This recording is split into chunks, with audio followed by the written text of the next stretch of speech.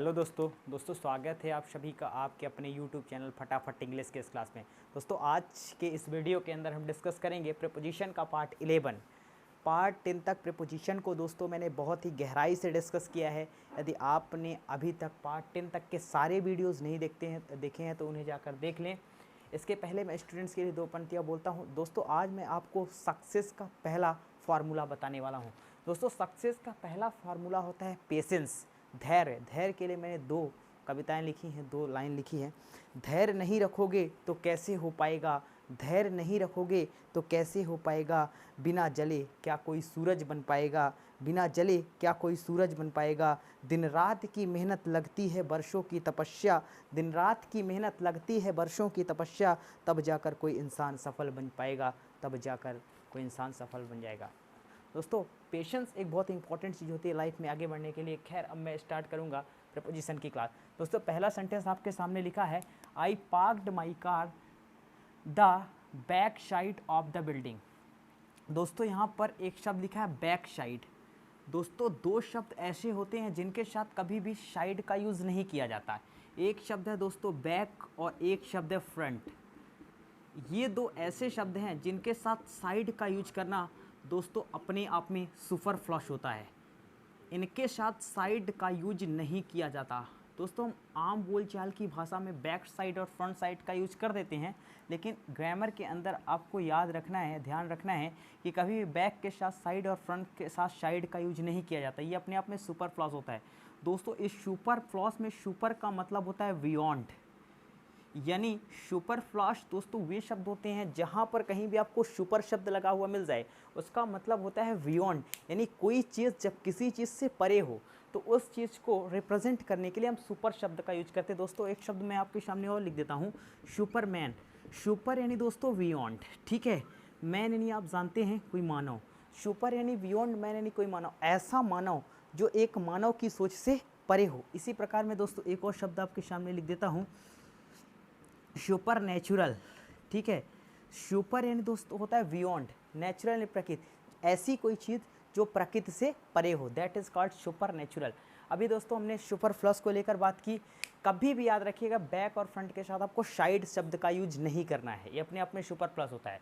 तो इस सेंटेंस को हम सही करेंगे दोस्तों जब एक सेंटेंस के अंदर फ्रंट और बैक आई। दोस्तों फ्रंट का मतलब होता है सामने, बैक का मतलब होता है पीछे, तो इनके साथ हमेशा ऑफ प्रीपोजिशन का यूज होता है। दोस्तों हम फ्रंट और बैक के साथ आपको तीन कॉन्टेक्स्ट में डिस्कस करेंगे। पहली बात, यदि किसी भी बिल्डिंग का फ्रंट और बैक हो तो उसके लिए मैं एट प्रीपोजिशन का यूज करता हूं। दोस्तों ध्यान रखिएगा, यदि किसी भी बिल्डिंग का फ्रंट हो या बैक हो उसके लिए हम एट प्रीपोजिशन का यूज करते हैं। दोस्तों इसी प्रकार यदि किसी भी बुक का फ्रंट हो और बैक हो तो उसके लिए हम ऑन का यूज करते हैं। इसी प्रकार दोस्तों यदि किसी भी कार का फ्रंट हो और बैक हो, कार का फ्रंट से मतलब है दोस्तों कार के आगे और पीछे बैठने के सेंस में, वहाँ पर हम इन का यूज करते हैं। दोस्तों ये बहुत हमने इंपॉर्टेंट कॉन्सेप्ट डिस्कस किए। अब हम इनके कुछ फिक्स यूजेस डिस्कस कर लेते हैं, इसके बाद हम दोस्तों अगले कॉन्सेप्ट को डिस्कस करते हैं। पहले हम इनके कुछ फिक्स यूजेस पढ़ेंगे।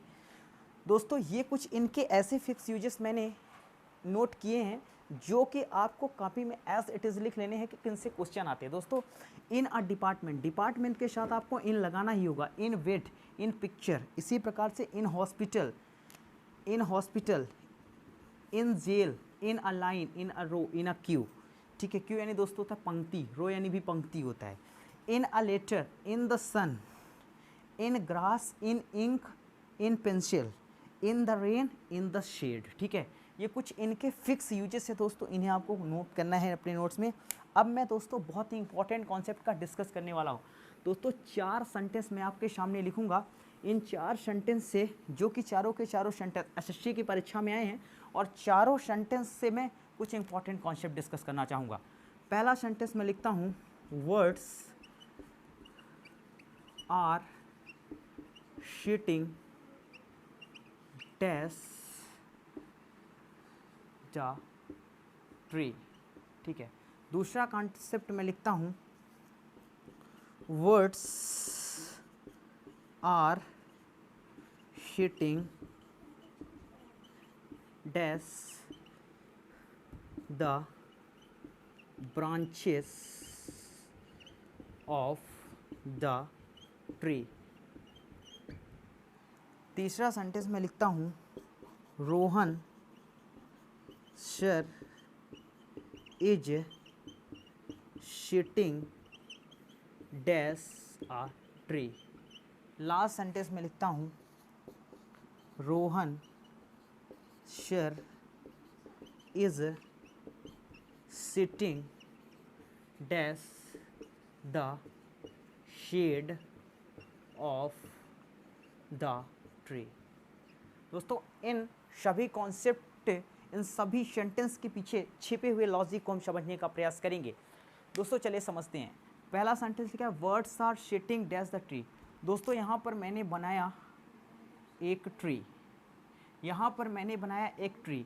दोस्तों ये ट्री एक वर्ड्स के लिए, इस ट्री में बहुत सारे ब्रांचेस हैं, बहुत सारे लिप्स हैं। ये ट्री दोस्तों एक्चुअली में दोस्तों ये जो ट्री है, ये ट्री एक वर्ड्स के लिए एक मीडियम का काम कर रहा है। और मैंने आपको पढ़ाया जब कोई चीज़ किसी मीडियम के अंदर होती है तो उसके लिए हम हमेशा और किसी नहीं भी प्रीपोजिशन का यूज़ नहीं, हम हमेशा इन प्रीपोजिशन का यूज करते हैं। दोस्तों एक पक्षी के लिए एक पेड़ उसके घर के समान होता है और वह मीडियम का काम करता है। इसलिए कोई भी पक्षी जब किसी भी पेड़ के अंदर बैठा होता है तो वह एक मीडियम के अंदर होता है। और मीडियम को दर्शाने के लिए मैं किसी और प्रीपोजिशन नहीं बल्कि मैं इन प्रीपोजिशन का यूज करता हूँ। तो पहले सेंटेंस में इन ऑप्शन के साथ आप जाएंगे और इन यहाँ पर अप्रोप्रिएट ऑप्शन है। दूसरा सेंटेंस देखते हैं words are sitting dash the branches of the tree. दोस्तों एक पेड़ एक वर्ड्स के लिए मीडियम हो सकता है लेकिन उसके अंदर कुछ शाखाएं निकली होती हैं।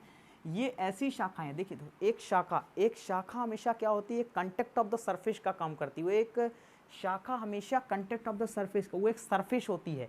और मैंने आपको पढ़ाया है पिछले कुछ वीडियोज़ में कि सरफेस को दर्शाने के लिए आपको ऑन का यूज करना होता है। इसलिए यहाँ पर मैं ऑन ऑप्शन के साथ जाऊँगा। ठीक है, तीसरा क्वेश्चन देखिए दोस्तों, Rohan sir is sitting dash a tree. दोस्तों यहाँ पर मैंने एक ट्री बनाया, ठीक है, यहाँ पर रोहन सर है, ठीक है, ये सपोज रोहन सर है। Rohan sir is sitting dash a tree. Rohan sir जब एक पेड़ के नीचे बैठेंगे तो नीचे बैठने के लिए दोस्तों यहाँ पर एक कवरिंग का सेंस है। मैं हमेशा कवरिंग को सेंस को दर्शाने के लिए जहाँ पर कोई चीज़ किसी चीज़ को कवर करी वहाँ पर मैं हमेशा अंडर प्रपोजिशन का यूज करता हूँ। तो यहाँ पर अंडर का यूज करना होगा। ठीक है, नेक्स्ट कॉन्सेप्ट देखते हैं। Rohan sir is sitting that the shade of the tree. दोस्तों जब यहाँ पर एक शेड क्या कर रही है, शेड एक मीडियम का काम करेगी। छाया, जो पेड़ की छाया होगी वो एक मीडियम का काम करेगी। और मैंने पहले ही पढ़ रखा है कि मीडियम को दर्शाने के लिए इन प्रीपोजिशन का यूज, और मैंने आपको जब इन का प्रयोग अभी बताया है तो उसके अंदर इन द शेड ऑफ मैंने लिखा था, यानी इन शेड के साथ इन आता ही आता है क्योंकि पेड़ की छाया एक मीडियम का काम करती है। और मीडियम को शो करने के लिए, रिप्रेजेंट करने के लिए मैं हमेशा इन प्रीपोजिशन का यूज करता हूँ। अब दोस्तों कुछ और कॉन्सेप्ट का मैं आपसे डिस्कशन करता हूँ। उम्मीद करता हूँ आपने इन सेंटेंसेस को लिख लिया होगा और नोट कर लिया होगा। दोस्तों ये आपके एग्जाम्स और ज्ञान के पॉइंट ऑफ व्यू से, दोनों पॉइंट्स ऑफ व्यू से बहुत ही इंपॉर्टेंट क्वेश्चंस हैं। दोस्तों अब मैं कुछ और इम्पॉर्टेंट कॉन्सेप्ट का डिस्कस करता हूँ। दोस्तों एक क्वेश्चन एसएससी में 2016 के अंदर शिफ्ट सेकंड में आया था, उसका डिस्कशन मैं कर लेता हूँ। एट और ऑन। दोस्तों जब भी मैं किसी स्ट्रीट के कॉर्नर की बात करता हूँ, at the corner of the street, जब भी मैं किसी स्ट्रीट के कॉर्नर की बात करता हूँ तो वहाँ पर मैं एट का भी यूज कर सकता हूँ, ऑन का भी यूज कर सकता हूँ। लेकिन जब मैं किसी भी रूम के कॉर्नर की बात करता हूँ तो वहाँ पर हमेशा एट और ऑन रॉन्ग होता है और वहाँ पर सिर्फ आपको एक ही प्रपोजिशन का यूज करना है, in the corner of the room. ये in the corner of the room बहुत ही इंपॉर्टेंट कॉन्सेप्ट दोस्तों, in the corner of the room. दोस्तों मैं आपके सामने एक बेसिक सा सेंटेंस लिखता हूँ। अब इन the corner of the room का यूज करेंगे आप। दोस्तों मैं आपके सामने एक सेंटेंस लिख दूँ, आई शा द पुलिस। तो इसका आप पैसिव बनाएंगे। इसका पैसिव दोस्तों अभी ये क्वेश्चन एक एग्जाम्स में आया हुआ था MTS के अंदर, तो इसका पैसिव हम बनाएंगे आई शा the police. The police, the police. अब दोस्तों एक प्रश्न यहाँ पर उठता है कि द पुलिस सिंगुलर सब्जेक्ट है कि प्लूरल। तो पुलिस 3 पी दोस्तों, 3 पी, 3 पी ऐसे पी हैं जिनके साथ मैं हमेशा प्लूरल वर्ब का यूज करता हूँ और ये अपने आप में प्लूरल होते भी हैं। पहला पब्लिक, दूसरा पीपल और तीसरा पुलिस।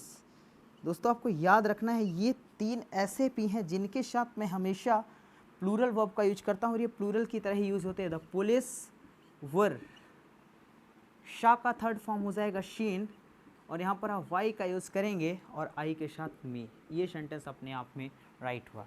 दोस्तों अब मैं कुछ और इम्पोर्टेंट कॉन्सेप्ट का डिस्कशन करता हूँ। जैसे मैं लिख दूँ he is sitting dash the door. अगला क्वेश्चन मैं लिख दूँ I am sitting dash armchair. She was sitting dash sofa. He was sitting dash a stool। अगला सेंटेंस में लिख दूं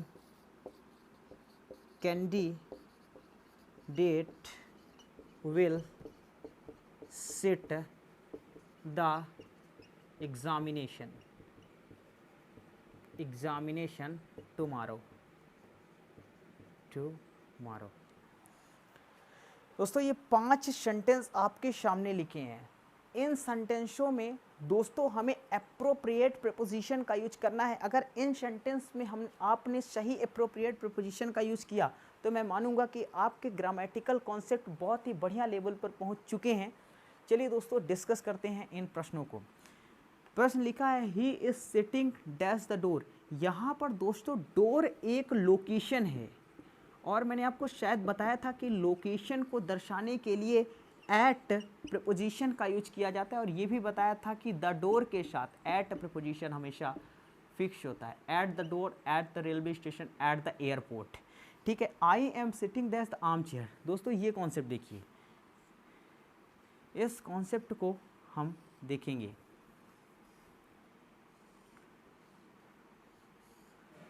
दोस्तों ये एक टेबल हो गई, ये टेबल हो गई। इस टेबल दोस्तों आपके घर में जो भी चेयर होती है वो एक मीडियम का काम करती है, क्योंकि दोस्तों वो चेयर 3 साइड से घिरी हुई होती है। ठीक है। जब 3 साइड से कोई भी चेयर घिरी होती है तो वह चेयर एक मीडियम का काम करती है और मैं मीडियम के लिए किसी और प्रीपोजिशन का नहीं, केवल और केवल इन का यूज करता हूँ। तो इन आर्म चेयर हो जाना चाहिए। ही was sitting dash sofa. Sofa भी दोस्तों एक मीडियम का काम करता है और जब कोई चीज़ किसी मीडियम में हो तो उसको दर्शाने के लिए मैं हमेशा इन का यूज करता हूँ, इसलिए यहाँ पर भी इन ऑप्शन अप्रोप्रिएट हुआ। ही was sitting dash a stool.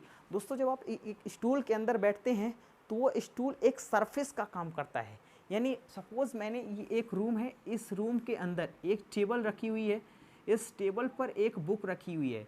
तो ये टेबल जो है, इस टेबल के ऊपर जो बुक है ये इसे इस कंटेक्ट कर रही सरफेस को, यानी ये बुक इस टेबल के सरफेस को टच कर रही है और टचिंग के सेंस में, surface, contact of the surface के सेंस में मैं हमेशा ऑन का यूज करता हूँ। दोस्तों ये बहुत इंपॉर्टेंट क्वेश्चन है, एसएससी के अंदर आया क्वेश्चन है कि candidates will sit dash the examination. दोस्तों यहाँ पर सिट वर्ब एग्जामिनेशन में बैठने के सेंस में सिट वर्ब अपने साथ कोई भी प्रीपोजिशन यूज़ नहीं करती है, इसलिए यहाँ पर नो प्रीपोजिशन का ऑप्शन अप्रोप्रिएट होना चाहिए। कुछ इंपॉर्टेंट कॉन्सेप्ट दोस्तों हमने यहाँ पर डिस्कस किए।